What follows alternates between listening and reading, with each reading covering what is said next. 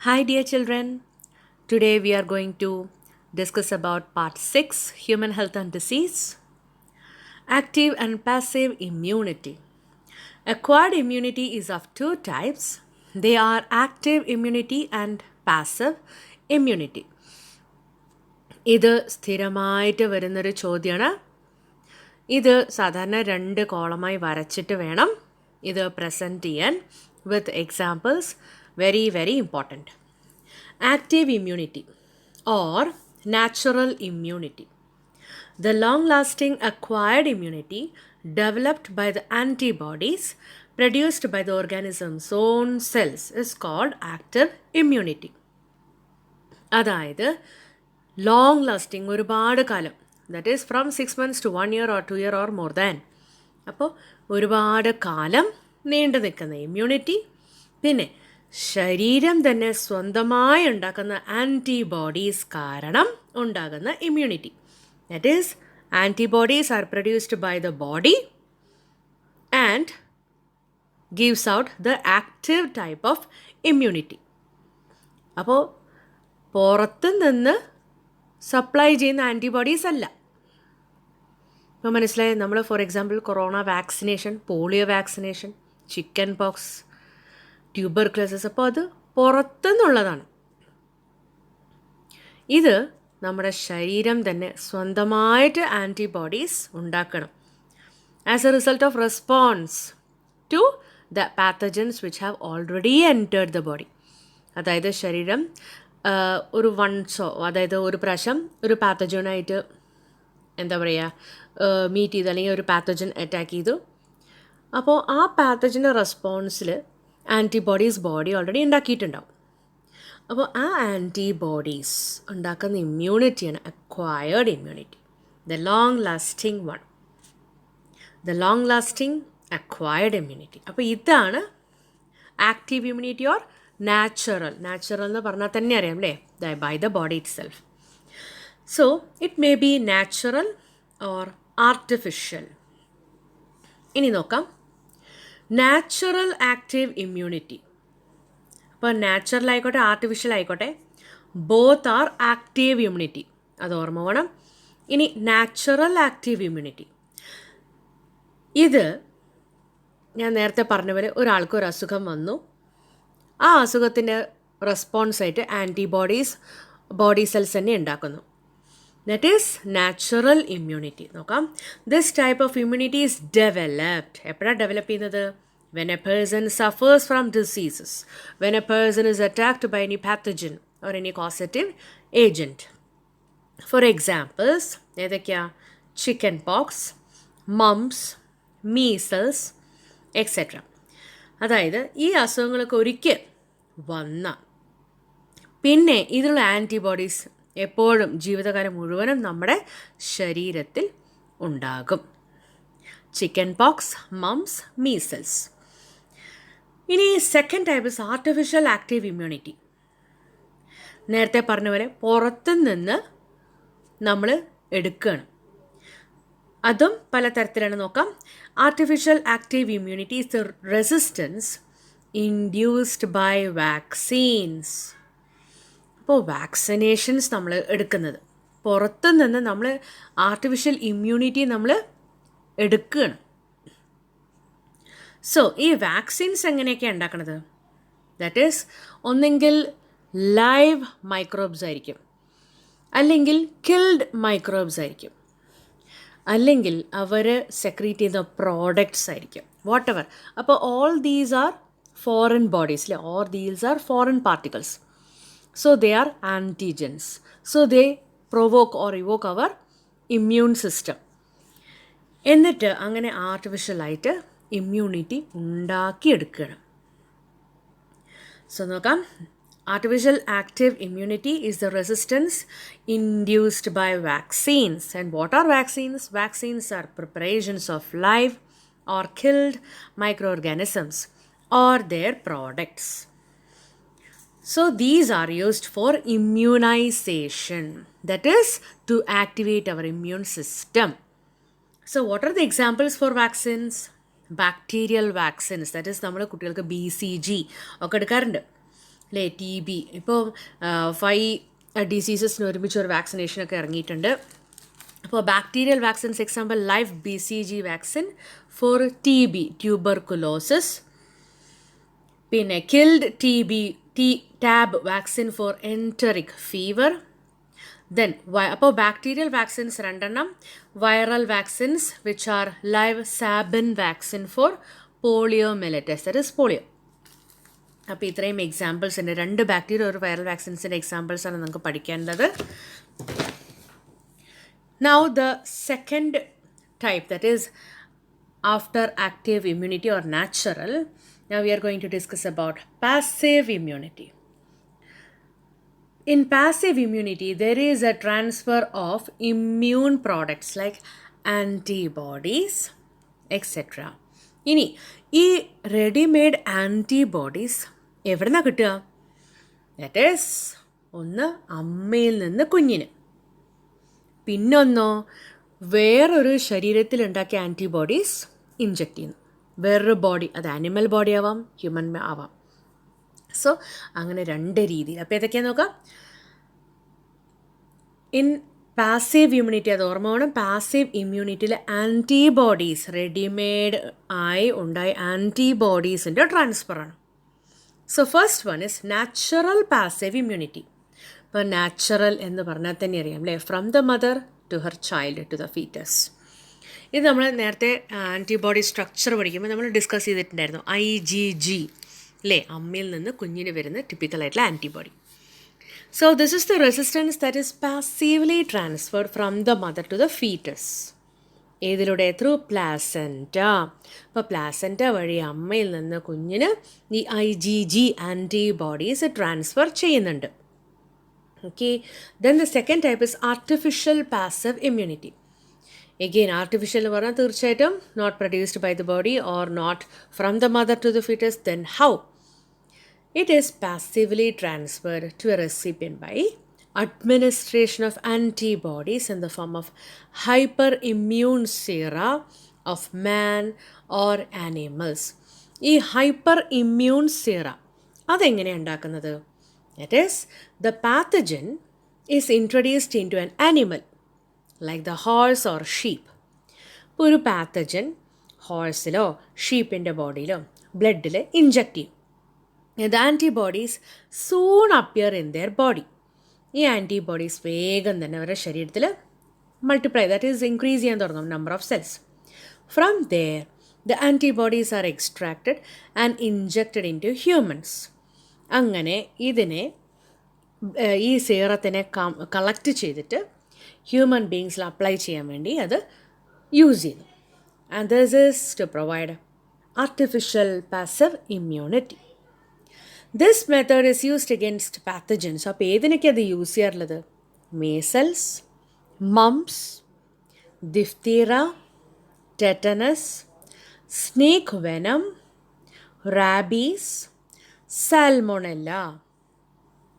അപ്പോൾ ഈ സാൽമോണെല്ലയാണ് ഈ ഫുഡ് പോയ്സണിങ് ഉണ്ടാക്കുന്നത്. അതേമാതിരി ഈ സ്നേക്ക് വെനം അതും എങ്ങനെ? റെഡിമെയ്ഡ് ആൻറ്റിബോഡീസ് വേറൊരു ആനിമലിൽ ഇൻജെക്റ്റ് ചെയ്ത് ആൻറ്റിബോഡീസ് കളക്ട് ചെയ്തിട്ടാണ് നമ്മൾ ഇതിലുള്ള മരുന്ന് ഉണ്ടാക്കുന്നത്. അതേമാതിരി റാബീസ് ഡോഗ്സിൽ നിന്ന് വരുന്നത്. ദെൻ ടെറ്റനസ്, അത് ഒരു നമ്മൾ TT എടുക്കില്ലേ, ഇഞ്ചക്ഷൻ, ദാറ്റ് ഈസ് തുരുമ്പിൽ നിന്ന്, ദാറ്റ് തുരുമ്പെടുത്ത സാധനങ്ങളോ അങ്ങനെയൊക്കെ തൊട്ടാൽ നമ്മൾ ഈ TT എടുക്കും. അത് ടെറ്റനസാണ്, ഇഞ്ചക്ഷനാണ്. അത് എടുത്തില്ലെങ്കിൽ ലോക്ക് ജോ എന്ന് പറഞ്ഞൊരു അസുഖം വരും. ദാറ്റ് ഈസ് നമുക്ക് വായ തുറക്കാനോ അടയ്ക്കാനൊന്നും പറ്റില്ല, അത് ലോക്കായി കിടക്കും. പിന്നെ മംസ്, കാടവീക്കം പറയും. പിന്നെ മീസൽസ്, അതും ഈ ചിക്കൻ പോക്സിൻ്റെ വേറെ വെറൈറ്റി, അതായത് പിന്നാലേക്ക് ഇങ്ങനെ കുരുകുരു പോലത്തെ വരും. പിന്നെ ഡിഫ്തേരിയ. അപ്പോൾ ഇത്രയും അസുഖങ്ങളാണ് ആർട്ടിഫിഷ്യൽ പാസീവ് ഇമ്മ്യൂണിറ്റി കൊടുക്കുന്നത്. അപ്പോൾ ഇത് പ്രസൻറ്റ് ചെയ്യേണ്ട രീതി ഇങ്ങനെയാണ്. 2 കോളമായിട്ട്. അപ്പോൾ നമുക്ക് ആദ്യം ആക്റ്റീവ് ഇമ്മ്യൂണിറ്റി നോക്കാം. It is developed due to contact with pathogen or its antigen. അപ്പോൾ ഇത് പാത്തജനോ അല്ലെങ്കിൽ ആൻറ്റിജൻ രണ്ടും ഒന്ന് തന്നെയാണ്. അപ്പോൾ ഒരു ഫോറിൻ പാർട്ടിക്കിളുമായിട്ട് ഡയറക്റ്റ് കോൺടാക്റ്റിൽ വരുമ്പോൾ ഉണ്ടാകുന്ന ഇമ്മ്യൂണിറ്റിയാണ് active immunity. No side effects. It has no side effects or only few, അതായത് ഉണ്ടെങ്കിൽ തന്നെ ചെറുതായിട്ടേ ഉള്ളൂ. It is slow but long lasting.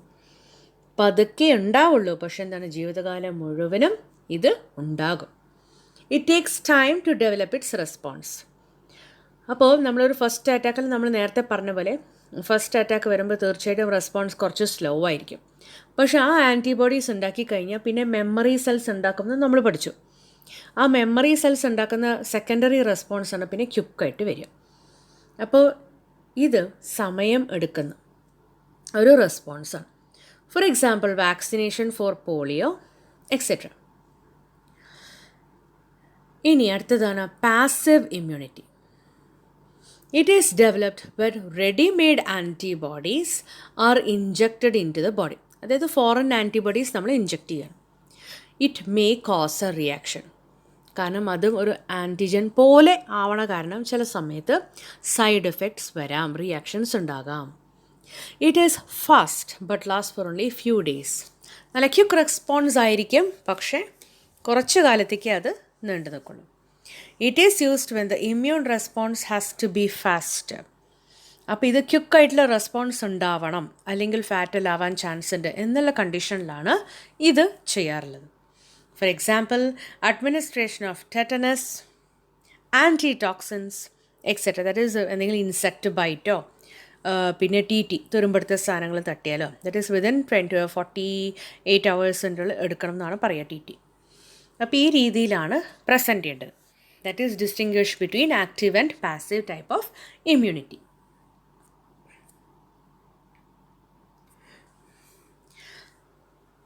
Vaccination and immunization. പ്രതിരോധ കുത്തിവയ്പ്പും പ്രതിരോധ ശേഷി ഉണ്ടാക്കലും. Antibody provoking agents are called vaccines. പ്രതിരോധ മരുന്ന്. അപ്പോൾ വാക്സിൻസ് എന്ന് പറഞ്ഞാൽ എന്താ? ആൻറ്റിബോഡീസ് ഉണ്ടാക്കിയെടുക്കൽ, അതിൻ്റെ ജോലി അതാണ്. അതായത് ആൻറ്റിബോഡീസ് ഉണ്ടാക്കുന്ന ബി ലിംഫോസൈറ്റ്സിനെ സ്റ്റിമുലേറ്റ് ചെയ്യിക്കുക. The process of introduction of vaccine into an individual to provide protection against a disease is called vaccination. അതായത് ഏതെങ്കിലും ഒരു അസുഖത്തിനെതിരെ പ്രൊട്ടക്ഷൻ നൽകാൻ നമ്മളൊരു വാക്സിൻ കൊടുക്കുകയാണെങ്കിൽ ആ ഒരു പ്രോസസ്സിനെ പറയുന്നതാണ് വാക്സിനേഷൻ. ദാറ്റ് ഈസ് ഒരു ഇൻഡിവിജ്വലിന് നമ്മൾ ഒരു ഡിസീസ് വരാതിരിക്കാൻ പ്രൊട്ടക്ഷൻ കൊടുക്കുന്ന ഒരു വാക്സിനാണ്. ആ ഒരു പ്രോസസ്സിനെ പറയുന്നതാണ് vaccination. Vaccines develop passive immunity or active immunity. The production of active immunity through vaccination is called immunization. അപ്പോൾ വാക്സിൻസ് പാസീവ് ഇമ്മ്യൂണിറ്റിയും കൊടുക്കാറുണ്ട്, ആക്റ്റീവ് ഇമ്മ്യൂണിറ്റിയും കൊടുക്കാറുണ്ട്. അപ്പോൾ ആക്റ്റീവ് ഇമ്മ്യൂണിറ്റി കൊടുക്കുന്ന രീതി, ദാറ്റ് ഈസ് ആക്റ്റീവ് ഇമ്മ്യൂണിറ്റി വാക്സിനേഷനിലൂടെ കൊടുക്കുകയാണെങ്കിൽ അതിനെ പറയുന്നതാണ് immunization. So vaccination and immunization are based on the property called memory of the immune system. നമ്മൾ നേരത്തെ മെമ്മറി സെൽസിൻ്റെ കാര്യം പറഞ്ഞ പോലെ തന്നെ. ഇപ്പോൾ വാക്സിനേഷൻ ആണെങ്കിലും ഇമ്മ്യൂണൈസേഷനും എല്ലാം മെമ്മറി സെൽസ് അനുസരിച്ചാണ്. The vaccine generates memory B and T cells that recognize the pathogen on subsequent exposure. അപ്പോൾ ഈ വാക്സിൻ കൊടുക്കുമ്പോൾ മെമ്മറി സെൽസ് ഉണ്ടാവും. 2 types ഓഫ് മെമ്മറി സെൽസ് ഉണ്ടാവും.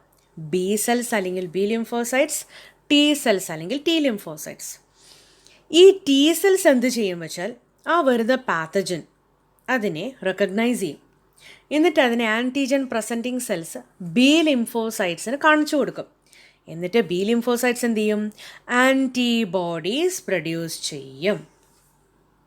So if A quick response is needed as in tetanus infection, നമ്മൾ നേരത്തെ പഠിച്ച പോലെ ടെറ്റനസിലൊക്കെ പെട്ടെന്ന് റിയാക്ഷൻ ഉണ്ടാവണം, പിന്നെ ഇൻസെക്റ്റ് ബൈറ്റ് അത് പറഞ്ഞു.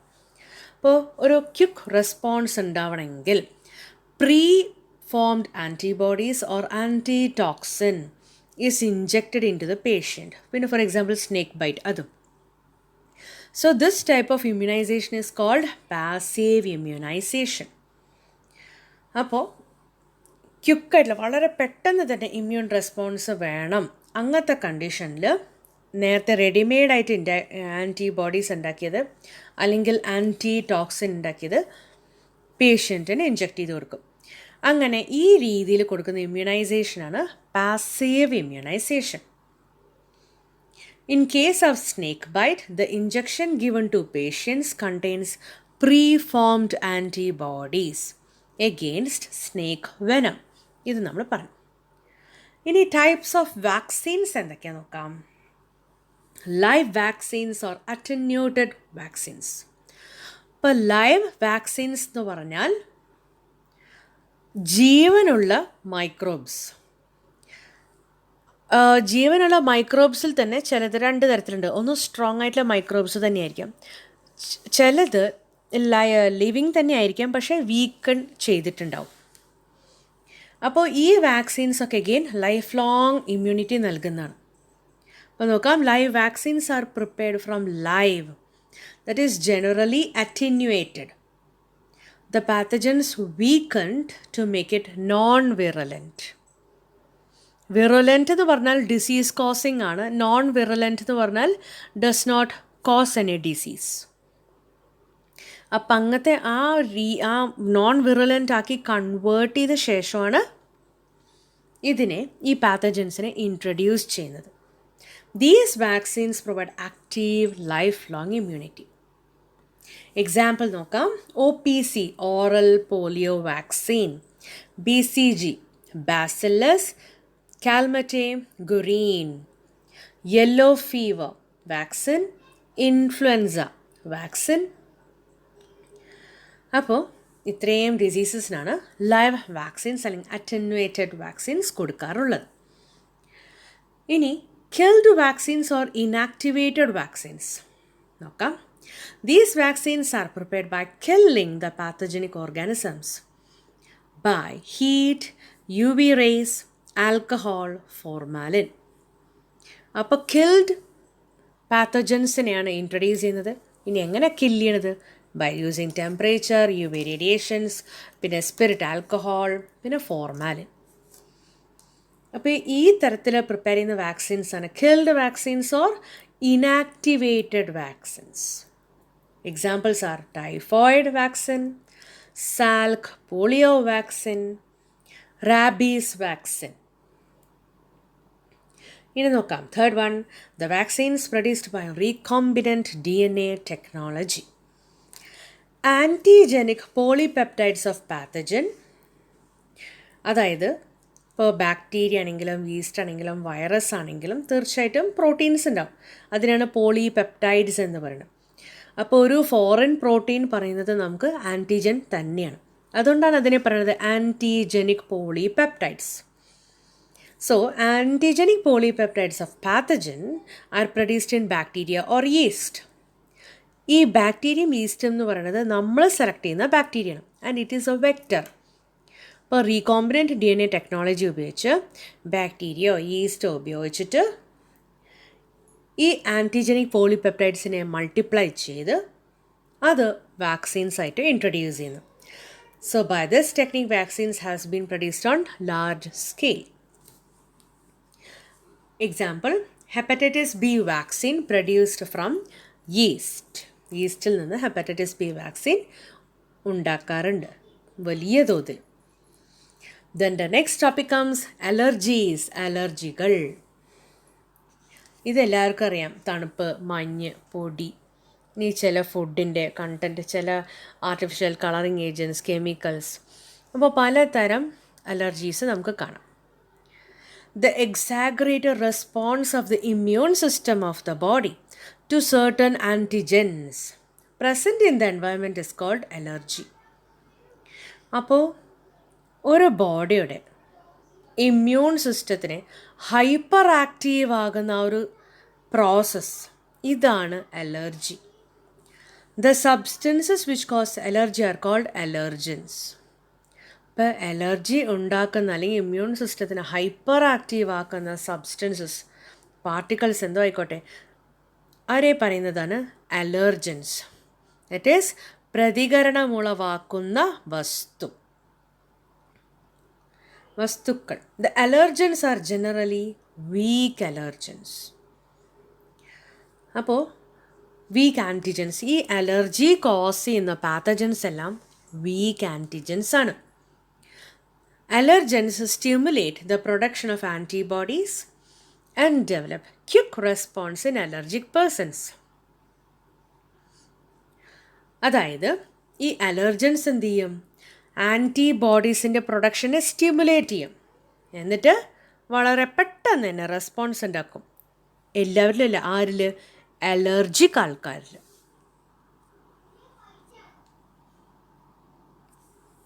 ദ കോമൺ അലർജൻസ് ആർ, ഇപ്പോൾ നമുക്ക് അലർജി വരുത്തുന്ന സാധനങ്ങൾ ഏതൊക്കെയാണ്? Which are the substances which are called allergens, അല്ലെങ്കിൽ which cause allergy, which are allergic to certain persons?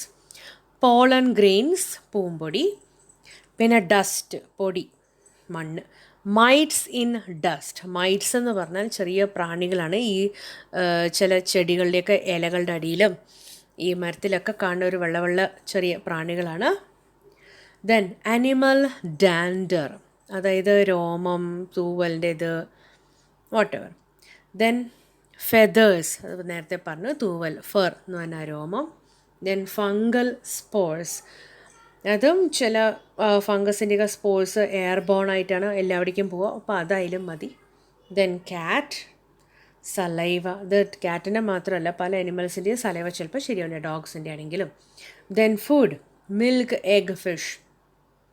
അപ്പോൾ ഇതിൽ മാത്രമല്ല, ചില കടലവർഗ്ഗങ്ങളിൽ, ചില ഫുഡ് ഐറ്റംസ്, അതായത് ആർട്ടിഫിഷ്യൽ, പിന്നെ പല മാവിൽ, അതായത് ഗോതമ്പ് മാവായിക്കോട്ടെ, മൈദമാവ് ആയിക്കോട്ടെ, അതിൽ.